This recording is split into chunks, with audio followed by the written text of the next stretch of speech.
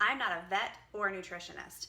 Just like I told you in my fermented vegetables video, I fully recommend that you do your research and check with your vet or nutritionist before you change your dog's diet. I will put the links to any websites or other helpful information in the description below.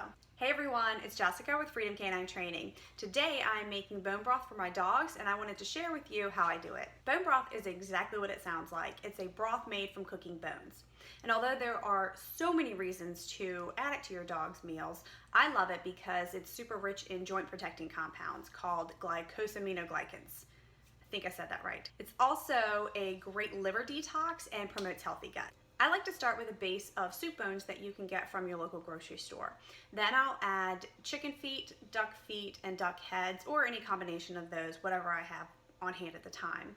I have used in the past deer feet and ribs, and that worked out okay. You'll also need a 1/4 cup of apple cider vinegar, some garlic and water, and today I'm going to use my crock pot.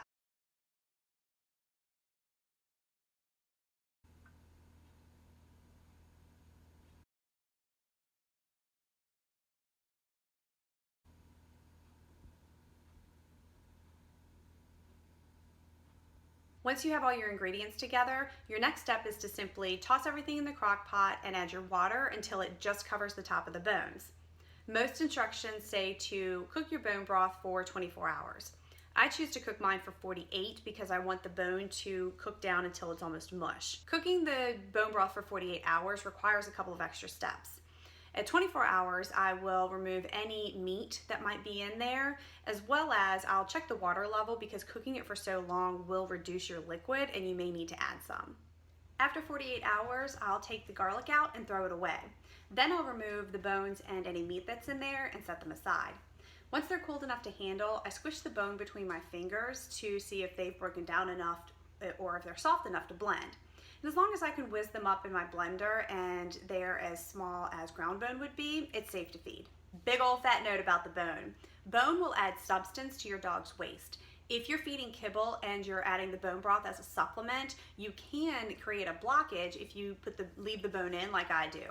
My dogs are on a raw food diet. Bone is an important part of that diet, as well as they get plenty of organs to offset any substance that bone might add. So if you're feeding kibble, I would remove the bone and throw it away with the garlic. After removing the bone, I'll pour the liquid into a bowl or a couple of bowls and put it in the fridge. Once it's cooled, you just need to remove the layer of fat that rose at the top and you're all set.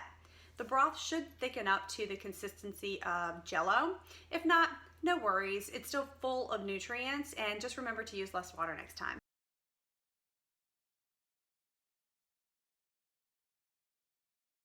The guideline for feeding bone broth to your dog is 1 ounce of broth per 10 pounds of body weight per day.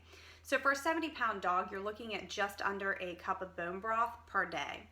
Because I feed it as a supplement to their meals, I don't worry about specifics. I'll just freeze them in ice cube trays and feed them 1 cube per meal. That's about 2 tablespoons or 2 ounces per day. Some people will leave the entire crock or the entire pot in their fridge and just scoop it over their meal as they go. All right, y'all, that's it. Super easy, super healthy bone broth. I hope that you found that helpful. Please do not forget to like, subscribe, share, all that good stuff. And if there's anything else that I can help support you on, please reach out and let me know, and I'll see y'all later.